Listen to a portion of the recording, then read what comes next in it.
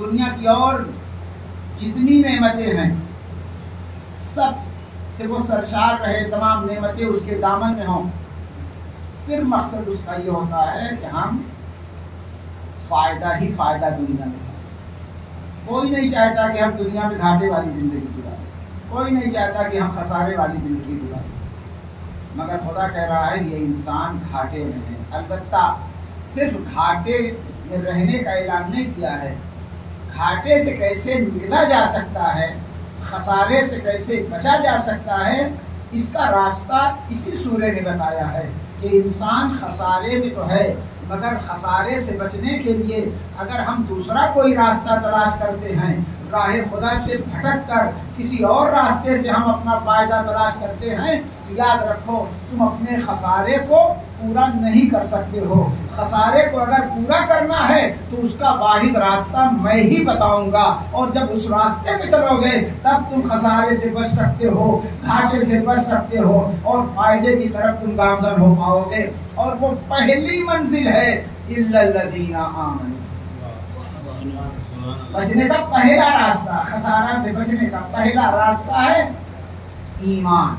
لہذا تمام انسان گھاٹے میں ہے سوائے ان انسانوں کے کہ جنہوں نے ایمان قبول کیا۔ اس کا مطلب ہے کہ پہلا زینہ ہے، پہلی منزل ہے خسارے سے محفوظ رہنے کے لیے کہ انسان اس دنیا میں عمل کرے۔ اگر اب دنیا میں ایمان لے آئے، اگر ایمان ہے تب وہ خسارے سے بچ سکے۔ اب عمل کی منزل پہلے نہیں ہے، پہلے ایمان کی منزل ہے الا الذین آمنوا، اس کے بعد پھر عمل کی منزل رکھی ہے الا الذین آمنوا وعملوا الصالحات، اور نیک عمل۔ صرف ایمان ہو عمل نہ ہو خسارے سے نہیں بچ سکتا، صرف عمل ہو ایمان نہ ہو خسارے سے نہیں بچ سکتا۔ لہذا انسان کے پاس ایمان بھی ہو عمل بھی ہو، پھر آگے کی منزل ہے وتواصوا بالحق وتواصوا بالصبر۔ لیکن پہلے ہی دونوں منزل میں آپ کے ذہن کو متوجہ کروں کہ دنیا میں ہو سکتا ہے کچھ لوگ کہیں کہ ہم لوگوں سے زیادہ تو کار خیر کرنے والے دوسری قوم اور ملت کے افراد ہیں جو کلمہ نہیں پڑھتے ہیں، جہاں ایمان کا تصور نہیں ہے، ان کے یہاں کار خیر بعض منزلوں میں ہم سے زیادہ ہے۔ اگر ہم نے کسی کو کچھ دیا تو تصویریں کھینچ لی جاتی ہیں، اور سے آئے تھی اخبار میں دیکھے آپ، پرانا کمبل بھی اگر کوئی بانٹتا ہے تو اس کی تصویر ضرور چھپتا ہے۔ یہ پوری دنیا کا چلا رہا ہے، لیکن ایسے بھی افراد ہیں ایک ہاتھ سے دے دیتے ہیں، دوسرے ہاتھ کو پتہ نہیں چلتا۔ عیسائی یہودیوں میں بھی، حتیٰ کفار و مشرکین میں بھی بعض افراد کار خیر کرنے والے اتنے زیادہ ہیں، پورا ہاسپٹل بنوا دیا غریبوں کے لیے۔ بنگلور میں سائن بابا کا ہاسپٹل ہے غریبوں کے لیے، اتنا خطرناک بھی مریض ہو ہارٹ کا خصوصاً، سب کا علاج فری ہے، 1 روپے 2 روپے کے پرچے پہ علاج ہوگا۔ تو ہو سکتا ہے کوئی سوچے کہ یہ اصل انسانیت ہے، یہ اصل مذہب ہے، یہ اصل کار خیر ہے۔ ہم لوگ کیا کرتے ہیں؟ یعنی ایمان کچھ بھی نہ ہو اور صرف اسی کو اگر کر دیا جائے تو ہو سکتا ہے کسی کے ذہن میں یہ سوال پیدا ہو، اس کا مطلب پھر یہ جنتی ہیں، اس کا مطلب یہ ہے کہ راہ نجات پر ایسے ہی افراد ہیں جو کار خیر انجام دے رہے ہیں۔ مگر قرآن نے قید جو لگائی ہے، ایمان کی شرط پہلے ہے، عمل صالح کی شرط بعد میں ہے، الا الذین آمنوا وعملوا الصالحات، یعنی ایمان کے ساتھ عمل ہو۔ تو جو عمل بغیر ایمان کے ہوتا ہے وہ رائے گاہ نہیں جاتا، مگر وہ جو فائدہ دیتا ہے وہ اسی دنیا میں فائدہ دیتا ہے۔ جزا کے طور پر جنت، کوثر و سلسبیل کا آخرت میں اس کا مسئلہ نہیں ہوتا ہے۔ جو کار خیر بغیر ایمان کے ہوتا ہے اس کا فائدہ اسی دنیا میں وہ انسان حاصل کر لیتا ہے، اس کا عمل رائے گاہ نہیں جاتا ہے۔ لیکن آخرت میں کامیابی کے لیے اگر انسان خسارے سے بچنا چاہتا ہے تو انسان کو خسارے سے دنیا اور آخرت دونوں جہاں میں بچانے کے لیے واحد راستہ چھوڑا کہ پہلے ایمان اختیار کرو، اس کے بعد عمل صالح اختیار کرو گے۔ جب عمل صالح ایمان کے ساتھ ہوگا تو دنیا میں بھی کامیابی نظر آئے گی، آخرت میں بھی کامیابی نظر آئے گی۔ صلوات پڑھیے۔ اور آخرت دونوں میں کامیابی حاصل کرنے کے لیے پہلا مرحلہ ہے کہ ایمان ہو اور پھر عمل۔ اب عمل کتنا ہو؟ آیا بہت زیادہ عمل کرنا معیار ہے؟ شریعت میں بہت زیادہ عمل معیار نہیں، کثرت عمل معیار ہے ہی نہیں، حسن عمل معیار ہے۔ عمل میں حسن پایا جائے۔ صاحبان عقل و فہم تشریف فرما ہے، لفظ اور بدل دیتا ہوں۔ ایک چیز ہوتی ہے کمیت اور ایک چیز ہوتی ہے کیفیت۔ کمیت یعنی مقدار، کیفیت آپ سمجھ رہے ہیں اس کی جو حقیقت ہے۔ اسلام عمل کے بارے میں کمیت کا مطالبہ نہیں کرتا، اسلام عمل کے میدان میں کیفیت کا مطالبہ کرتا ہے۔ بہت زیادہ عمل ہو اور کیفیت نہ پائی جائے اس کی کوئی حقیقت نہیں، لیکن عمل کم ہو مگر کیفیت پائی جائے تو اس کی حقیقت ہے۔ اسی لیے معیار نہ جانے کتنی تلواریں چلی، کمیت میں بہت تلواریں چلی، لیکن جب کیفیت میں آتی ہے تو پھر آواز آتی ہے کہ ایک علی کی ضربت عبادت ثقلین پر بھاری ہے۔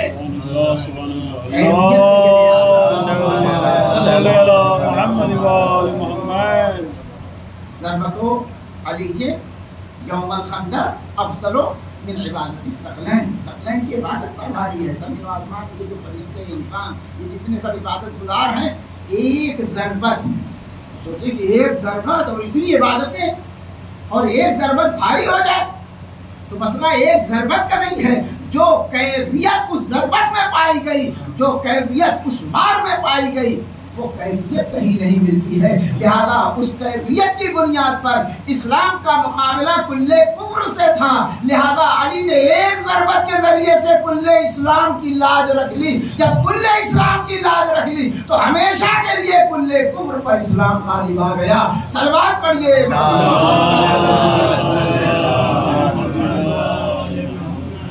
ایمان جو کل کفر پر غالب آیا ایک ضربت میں آیا۔ تو مسئلہ زیادہ ضرب کا نہیں ہے، اتنا وار کر رہا ہے، اس کا کیفیت کیا ہے؟ اسلام نے کیفیت پر زور کیا ہے۔ اسی لیے سورہ ملک میں جہاں خدا نے اپنی قدرت کا اعلان کیا، تبارک الذی بیدہ الملک، پوری ملکیت کا اعلان کیا کہ میرے قبضے میں پوری بادشاہت ہے، وہو علی کل شیء قدیر، ہر شے پر وہ قادر بھی ہے۔ اور اس کے بعد کہا کہ ہم نے موت اور حیات کو بھی خلق کیا ہے، الذی خلق الموت والحیات، موت اور حیات کو بھی خلق کیا۔ مقصد کیا ہے؟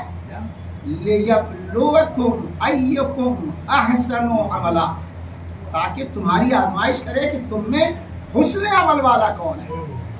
کثرت عمل کو معیار نہیں بنایا ہے، مقدار کو معیار نہیں بنایا، کیفیت کو معیار بنایا، حسن عمل کو معیار بنایا کہ اگر عمل میں حسن پایا جائے گا تو عمل کم ہوگا، اس کے باوجود وہ عبادت ثقلین پر بھاری نظر آئے گا۔ سبحان اللہ۔ کم ہی صحیح مگر ایمان کے ساتھ، کم ہی صحیح مگر خلوص کے ساتھ ہو، نیت پاک و پاکیزہ ہو، تب اس کا معیار بنے۔ اسی لیے اسلام نے ہم لوگوں کو کیفیت پر حکم دیا ہے، ہم لوگوں کو ایمان کے ساتھ جو زندگی گزارنے کا درس دیا ہے اس کی صرف یہ ہے، یہی ایمان ہے جو انسان کے عمل کو غلط راستے سے روک کر صحیح راستے پر گامزن رکھتا ہے۔ اس لیے کہ جب ایمان کا دامن چھوٹ جائے گا تو پھر انسان منمانی جو چاہے عمل کرے گا، اس کو کچھ اندازہ ہی نہیں لگ پائے گا کہ ہم صحیح کام کر رہے ہیں یا غلط کام کر رہے ہیں۔ جب راہ ایمان سے بھٹکے گا تو پھر اچھا کام بھی وہ اس نیت سے کرے گا کہ ایمان کو ایمانن نہیں رکھتا ہے، بھائی دونوں طرف سے آپ دیکھیں، مولا کائنات کی طرف سے بھی جو فوج ہے جنگ صفین میں وہ بھی عبادت گزار ہے، اور جو دشمن کی فوج ہے اس میں بھی لوگ عبادت گزار ہیں، قاریان قرآن ہیں، حفاظ قرآن ہیں، نمازی ہیں۔ اور پھر واقعی کربلا میں بھی آپ دیکھیں، مگر ایک طرف کمیت تو پائی جا سکتی ہے مگر کیفیت کا وجود نہیں ہے، مگر جدھر چھوٹا سا قافلہ ہے، کم افراد ہیں، مگر یہاں کمیت کا معیار تو نہیں ہے مگر کیفیت کا معیار اتنا بلند ہے، اتنا بلند ہے کہ ان کا مقابلہ کوئی نہیں کر سکتا، اور اتنا بلند ہے یہ کیفیت کے اعتبار سے، یہ ایک حسین ہے مگر 1,24,000 انبیاء کی وراثت کے ذمہ دار، اکیلے امام حسین ہیں مگر وارث آدم بھی ہیں، وارث ابراہیم بھی ہیں، وارث نوح بھی ہیں، وارث موسیٰ بھی ہیں، وارث عیسیٰ بھی ہیں۔ ذات کے وارثہ میں یہ جو وراثت کا ذکر ہے، یہ وراثت کا ذکر ایسے ہی نہیں ہے، حقیقت میں یہی ہے کہ اگر امام حسین نہ ہوتے تو انبیاء کی محنتیں رائگاں ہو جاتی ہیں، کم افراد آئے۔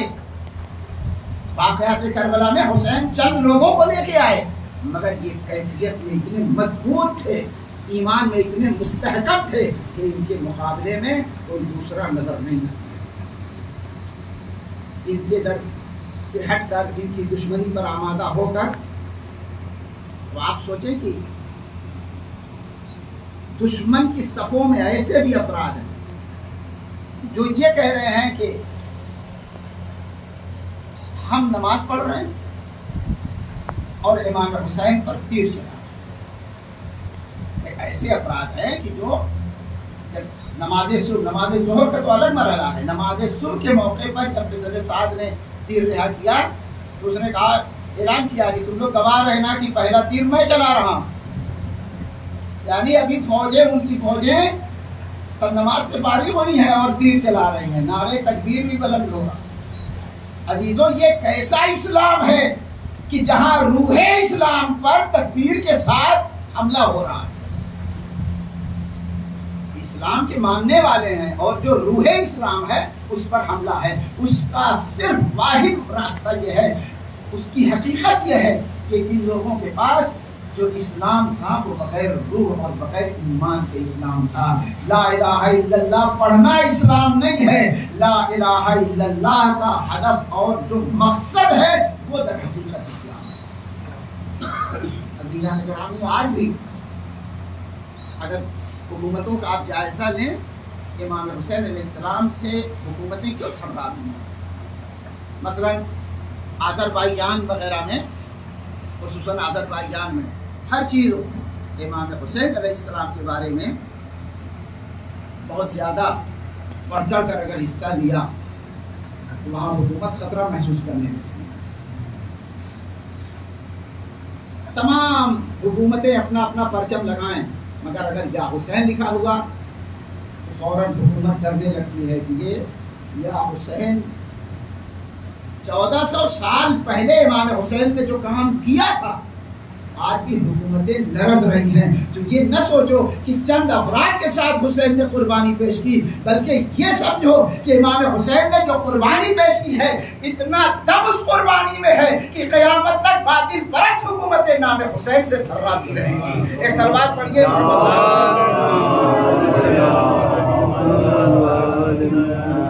حسین علیہ السلام سے باطل پرست حکومتیں تھرا رہی ہیں۔ آج دو چیزیں ہیں جو دشمن کی آنکھ پہ کھٹک رہی اور بھرپور پوری یہودی طاقت، خصوصاً یہودیت وہابیت دونوں مل کے یہ کام کرنا چاہتی کہ اس پہ پابندی لگ جائے، لیکن جتنا پابندی لگانے کی کوشش ہو رہی ہے اتنا ہی زیادہ اس میں فروغ آتا ہے۔ نمبر 1 عزاداری، نمبر 2 مرجعیت۔ یہ دو چیزیں ہیں جس پر دشمن کی نگاہ لگی ہوئی ہے کہ اس پر اگر پابندی لگ جائے تو حسین کا مشن کامیاب نہیں ہو پائے گا، لیکن انہیں پتہ نہیں ہے کہ عزاداری کے لیے کسی چیز کی شرط ہی نہیں رکھی گئی، اگر ہے تو صرف ایمان اور مودت اور محبت کی شرط رکھی گئی۔ اگر عزاداری کے لیے دولت درکار ہوتی، اگر عزاداری کے لیے افراد کی ضرورت ہوتی، اگر عزاداری کے لیے حکومتوں کا سہارا لینا ہوتا، تب ہو سکتا ہے مشکل کا سامنا رہے گا، مگر عزاداری کا تو وہ معیار ہے کہ دنیا میں جتنے پروگرام ہوتے ہیں سب کا الگ مزاج ہے، عزاداری کا الگ مزاج ہے۔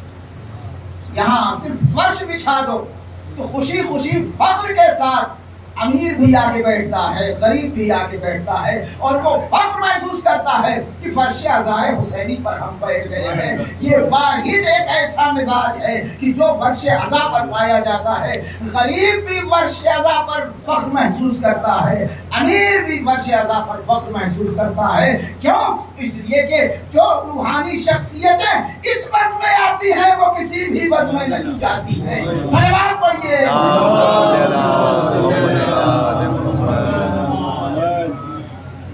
دنیا کی نگاہ میں مرجعیت بھی گھٹ رہی ہے عزاداری کی، عزاداری کو خراب کرنے کے لیے انہوں نے لوگوں کو، منافقین کو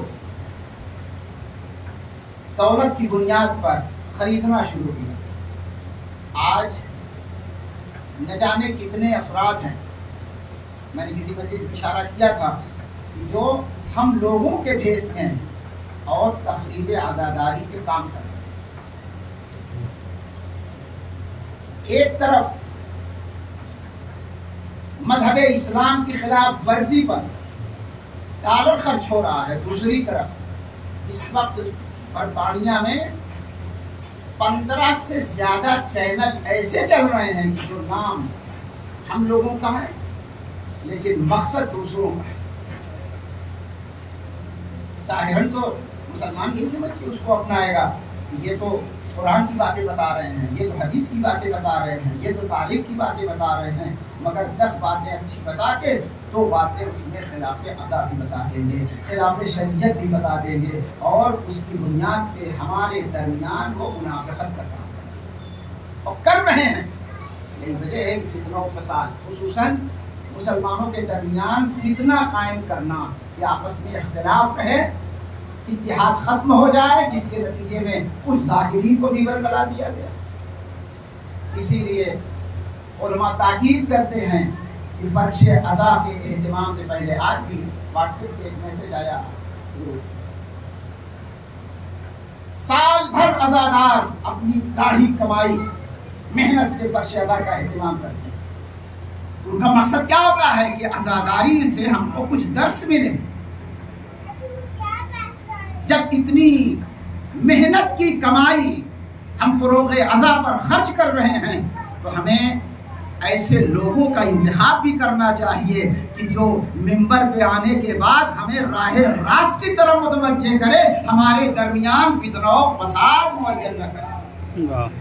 آج یہ بہت تیزی کے ساتھ کام ہو رہا ہے کہ جس میں عزاداری پر تاکہ جب آپس میں اختلاف ہوگا، پارٹیاں بن جائیں گی، مسلمان دور ہو جائیں گے آپس میں، تو جب اختلافات ہوں گے تو عزاداری پر اثر پڑے گا، جھگڑا فساد پڑے گا۔ لہذا ان چیزوں سے ہمیں پرہیز کرنا ہے۔ یہ عزاداری ہمیں درس آدمیت اسی لیے دیتی ہے کہ انسان سوچے یہاں ہمیں بھگانا نہیں ہے، یہاں ہمیں بلانا ہے۔ لہذا مجلسوں میں ایسے بیانات ہوں کہ دوسرے ہمارے قریب آئے، ہمارے درمیان والے دور نہ چلے جائیں۔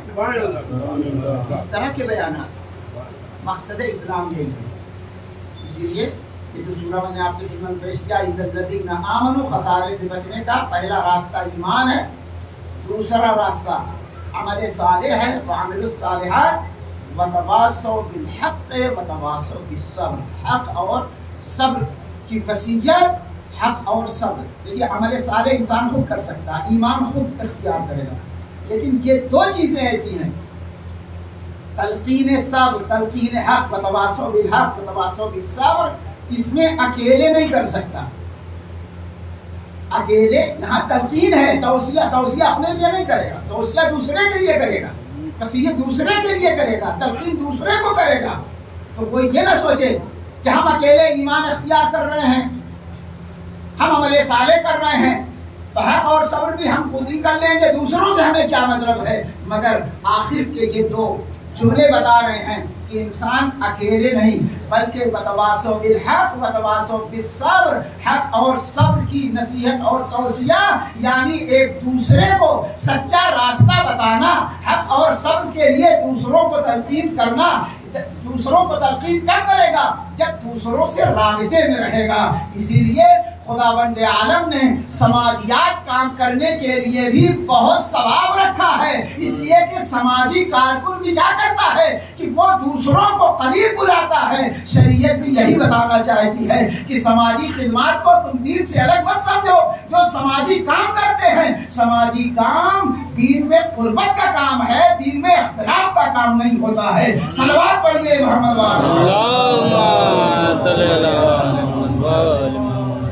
آزاداری اس کے لیے بہترین درس ہے۔ یہاں سماجیات بھی مد نظر ہے۔ یہ تبرک کا انتظام کیوں کیا جاتا ہے؟ ورنہ جو لوگ ہیں سب کے گھر میں کھانے پینے کی چیزیں، مثلا اگر بسکٹ ہے کیا ہمارے گھر میں بسکٹ نہیں ہے؟ آزادار کچھ تقسیم کر رہا ہے، ہر آدمی اپنے گھر میں اچھا سے اچھا کھانا کھانے کی کوشش کرتا ہے، لیکن یہ کیوں رکھا گیا ہے؟ یہ بزرگوں نے کیوں طریقہ رکھا ہے؟ اس کی صرف وجہ یہی ہے کہ ایک دوسرے سے رابطہ بنا رہے، ایک دوسرے سے مربوط رہیں، اور جب ایک دوسرے سے مربوط رہیں گے تو الگ الگ اگر تنکا ہے تو اس کی کوئی حیثیت نہیں ہوتی، لیکن جب تمام تنکوں کو اکٹھا کر دیا جاتا ہے تو پھر اس کی ایک حیثیت ہو جاتی ہے۔ اسی طرح سے یہ آزاداری ایک دوسرے سے ربط مضبوط کرنے کے لیے ہے۔ وتواصوا بالحق وتواصوا بالصبر، اسی لیے حق اور صبر کا جب تلقین ہوگی، حق اور صبر کی تلقین کی بنیاد پہ ایک دوسرے سے انسان قریب ہوگا۔ جب قریب ہوگا تو آپس میں اختلاف نہیں ہوگا، آپس میں اتحاد ہوگا۔ اور درس اتحاد کے لیے بہترین ثبوت میدان کربلا، جہاں حسین کے گود کے بالوں کا خون ہے، اسی جگہ حضرت ابوذر کے غلام جناب جون کا صرف عرب کے گورے اور خوبصورت افراد کربلا میں شامل نہیں ہوئے، نہیں، سیاہ فام غلام بھی جناب جون شامل، ان کا خون شہدائے کربلا تاکہ شفا میں جون کا بھی خون ہے۔ کیا حقیقت ہے، کیا روحانیت ہے۔ اہل بیت اطہار علیہ السلام کربلا کو کیوں یاد کر رہے ہیں؟ اس لیے کہ درس آدمی میں مرکز کربلا، امام حسین علیہ السلام کی قربانی نے ہمیں سبق دیا، امام حسین علیہ السلام کی قربانی نے ہمیں درس دیا ہے۔ درس آگہی اگر ملتا ہے تو صرف کربلا سے۔ آپ مسلسل مجلسیں کر رہے ہیں، مسلسل عزاداری میں مصروف ہیں۔ امام حسین کی عزاداری جیسے جیسے زمانہ گزر رہا ہے ویسے ویسے عزادار جیسے شہداء پوری دنیا میں پھیلتی چلی رہا ہے۔ اب تک صرف گھروں میں ہم مجلس کرتے تھے، باہر آواز نہیں جاتی تھی، لیکن سائنس نے ترقی کی تو کمرے میں جو ہم بول رہے ہیں وہ آواز باہر بھی جانے لگی، مائک آ گیا۔ پہلے زمانے میں تو مائک نہیں، آہستہ آہستہ اس زمانے میں نیٹ کا زمانہ ہو گیا۔ اب اس انٹرنیٹ کی بنیاد پہ ہم یہاں پہ جو عزاداری کر رہے ہیں، یہاں پہ ہم جو پیغام دے رہے ہیں، یہاں پہ ہم جو قرآنی گفتگو کر رہے ہیں، اب یہ صرف ایک بستی تک محدود نہیں ہے، یہ باتیں ایک شہر تک محدود نہیں رہ گئی، ایک قریہ تک محدود نہیں رہ گئی، بلکہ عام ہو گئی ہیں۔ اور عام کہاں تک ہوئی اس کی حد بھی ہم معین نہیں کر سکتے۔ اس دور میں ہم حد معین نہیں کر سکتے، اس لیے کہ نیٹ کا زمانہ ہے۔ عزیزان گرامی، اس سے بات سمجھ میں آتی ہے کہ دنیا ترقی کرتی چلی جائے گی، قرآن و اہل بیت کا عروج خود بخود عام ہوتا چلا جائے گا۔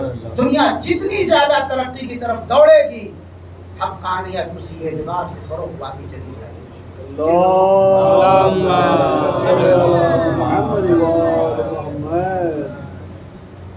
ہم سوچ نہیں سکتے تھے، آج میرے سامنے سے ایک کلپ گزری جو آپ کے ملک کا جو میجر بخشی، اکثر ان کا انٹرویو وغیرہ آتا رہتا ہے، انہوں نے بیان کیا امام باڑے کی بات، امام باڑے کی بات آج ہی میں نے سنا کرگل میں جب وہ تھے، میں خود موجود تھا اور کرگل میں شیعہ حضرات خود ان کا بیان، دشمن کی طرف سے وہاں اس طرح سے انتظامات ہو گئے تھے کہ ہمارا صفایا ہو جاتا تھا، اتنے گولے تھے، کہا مگر ایک علی نام کا لڑکا، انہوں نے نام دیا، کہا کہ علی نام کا لڑکا،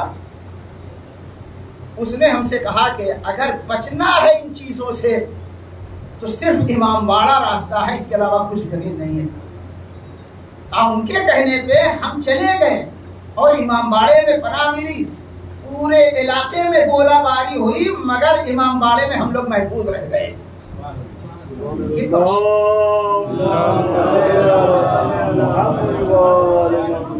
یہ روحانی طاقت ہے۔ امام حسین علیہ السلام کی عزاداری کہاں کہاں فروغ پا رہی ہے۔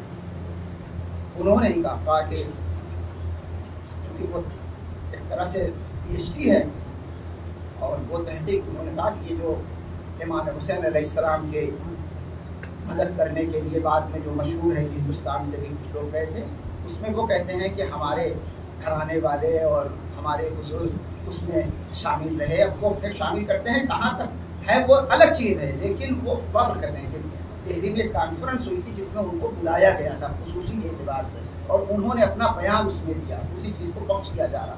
اس کا مطلب یہ ہے کہ امام حسین علیہ السلام کسی ایک قوم سے منسوب نہیں ہے، کسی ایک فرقے سے منسوب نہیں ہے۔ جہاں انسانیت اور حقانیت کا وجود ہوگا وہ اپنا رابطہ در حسین سے ضرور کرے گا، اگر در حسین سے مربوط نہیں ہوگا وہ حق پرست نہیں ہو سکتا۔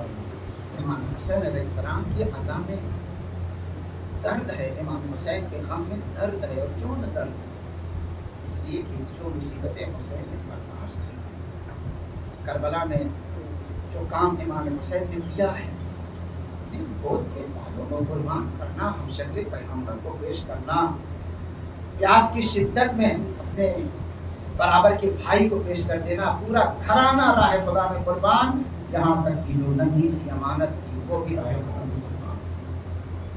اس حسین کے اوپر اگر انسان روئے گا، اگر انسان گریہ کرے گا، اگر انسان اس کا غم منائے گا، فاطمہ زہرا سلام اللہ علیہا کی نمائشات حال ہوگی۔ اس لیے کہ امام حسین کی عزاداری کے لیے ماں ہمیشہ سے تڑپ رہی تھی، حسین کی عزاداری کے لیے۔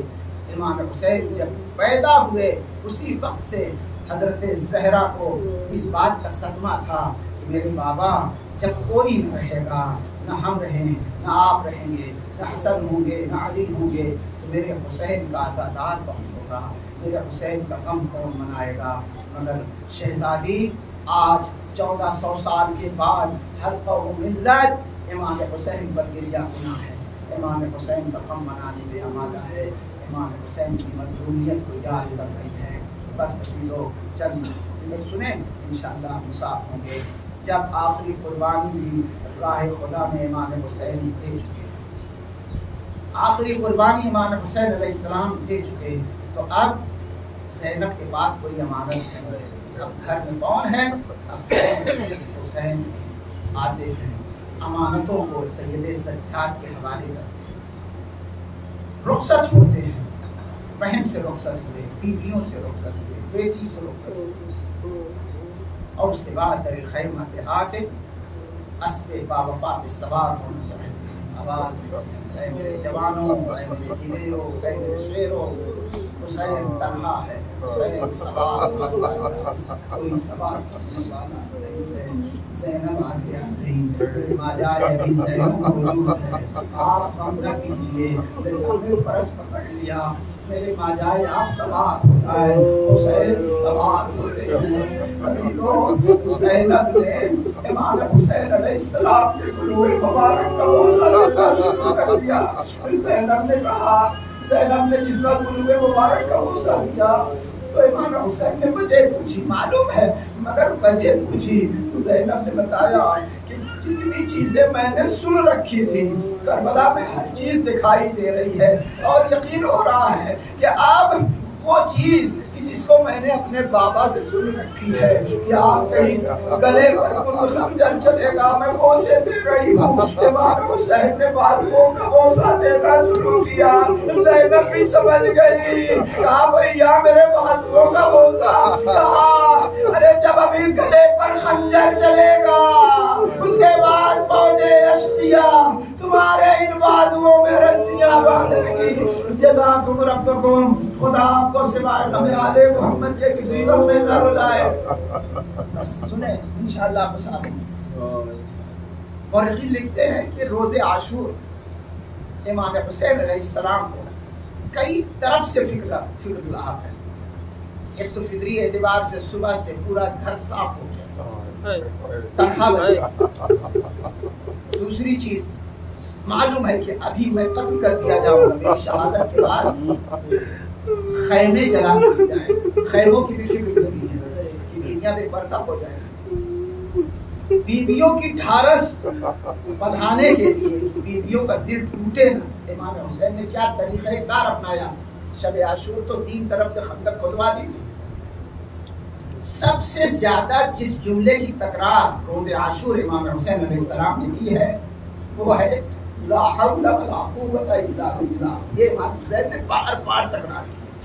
جب رخصت آخر کے بعد امام حسین نکلے ہیں خیمے سے تو امام حسین کے لیے بھی ملتا ہے کہ اس بھوک اور پیاس کی شدت میں امام حسین فوج اشقیہ پر جو حملہ کرتے تھے فوج اشقیہ دور بھاگ جاتی تھی۔ تو امام حسین علیہ السلام خیمے سے نکلے اور خیمے کے قریب، کیونکہ نشیب میں تو شہادت ہوئی ہے، خیمے کے کچھ فاصلے سے پر ایک مرکز اپنا معین کرتے، فوج اشقیہ پر حملہ کرتے تھے۔ جب فوج اشقیہ میں بھگدڑ ہوتی تھی حسین پھر اسی جگہ آگے اور بآواز بلند کہتے تھے لا حول ولا قوت الا باللہ۔ اس کی ایک وجہ کہ ایک تو خدا کی قدرت و طاقت کا اعلان تھا، دوسرے جب بآواز بلند کہتے تھے لا حول ولا قوت الا باللہ تو یہ آواز خیمے تک جاتی تھی اور خیمے میں کوئی بیویاں سمجھ جاتی تھی کہ حسین ابھی زندہ ہے۔ حسین کی زندگی کی بنیاد پر بیویوں کے اندر ڈھارس بنی ہوئی تھی۔ حسین حملہ کرتے تھے پھر آگے آواز دیتے تھے لا حول ولا قوت الا باللہ۔ کئی حملے کیے مگر ایک مرتبہ آواز جب نہ آئی تو زینب گھبرائی، دلے زینبیہ پر دوڑ کے گئی، کیا دیکھا کہ میرا ماجایا زمین پر گرا ہوا ہے۔ زینب نے رکیا، اے بسر ساتھ میرا ماجایا زخمی ہے، میرا ماجایا ذبح کیا جا رہا ہے۔ زینب کرے تو کیا کرے، عجب نہیں آواز آئی، زینب صبر کا